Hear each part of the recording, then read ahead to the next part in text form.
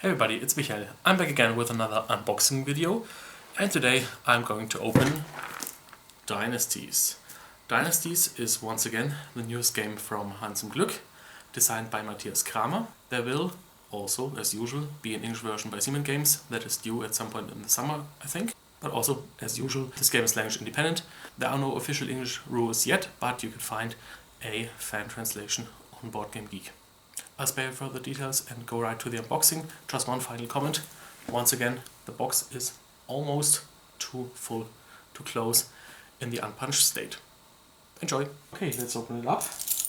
Once again, I've read the rules beforehand, so I should have a good idea of what the components actually stand for, but there might be some mistakes.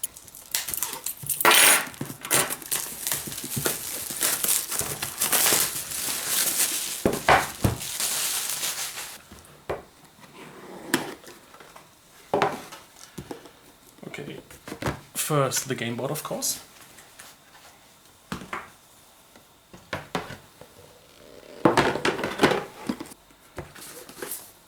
Rules. And a separate sheet with another 4 sides of clarifications. Then your usual Glück box insert divider.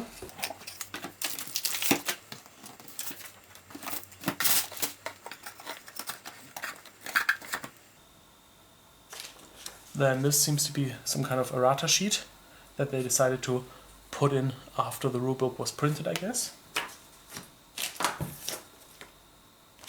An overview of scoring, just one, but I guess you don't need it that often and it can be passed around. 3 dice. These are for determining dowry when you marry in the game. And that's one of the main mechanics, marrying your people. Next, bunch of Ziploc bags. Only 2 punch boards.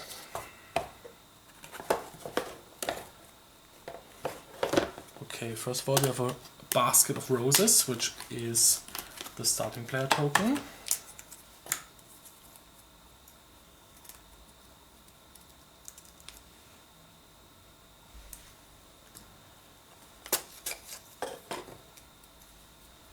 Then this is a scoring marker that goes on the board. It has 2 sides, and that's the reason why this stuff isn't printed on the board, because it changes during the game. Then we have a couple of famous persons of that age, like Francis Drake, Elizabeth I, Leonardo, and some others.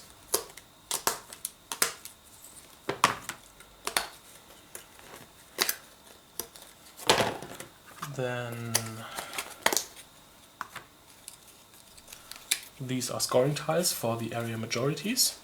These are extra cities that you only need in the 5-player game, so there's more cities on the board. These are, if I'm not entirely mistaken, free cities that can be founded during the game to make the board a little bit more dynamic and to open up new opportunities. Then we have our usual 50 and 100 point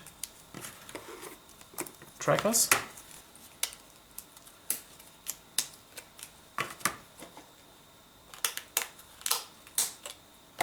These are upgrades that you put around, I think, cities.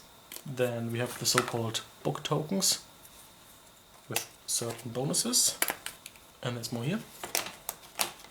Just to give you an idea of how some of those bonuses look like.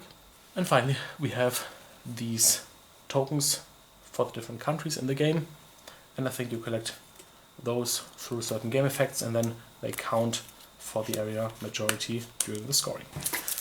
Then we have a deck of cards,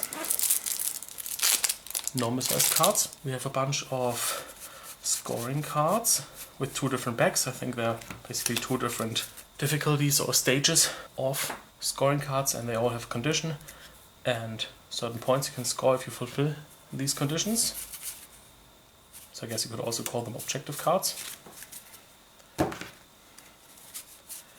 And then you have a deck of action cards, and if I'm not entirely mistaken, basically these cards are multi-purpose and you have to decide what to use your card for. And then finally we have the bag with the wooden pieces, as well as a cloth bag.